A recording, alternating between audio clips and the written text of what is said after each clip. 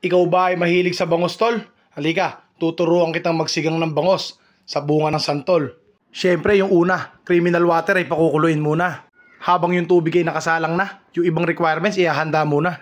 Simulan natin sa maliit na luya kasi hindi naman yan gaanong malansa. Tapos ang isusunod natin gayatin ay yung sibuyas na pula. At pag okay na, sa kulo ating isasabay na. At para sa lasang walang mintis, ang ipang-aalat natin ay yung patis. At syempre yung pang-asim babalatan natin mga tol.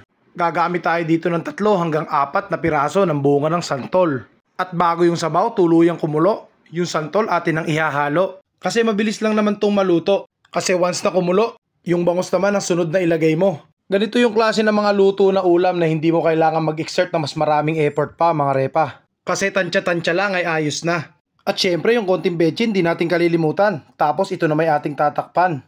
At pag yung bangos ay luto na, yung siling panigang at yung kangkong ating ilalagay na. Huwag kang mag-alala, isang kulo na lang yan ay ayos na. Once na yung kangkong ay napanat na, hudyat na yan, nakakain na. Syempre atin muna itong titikman bago tayo maghain ng tuluyan.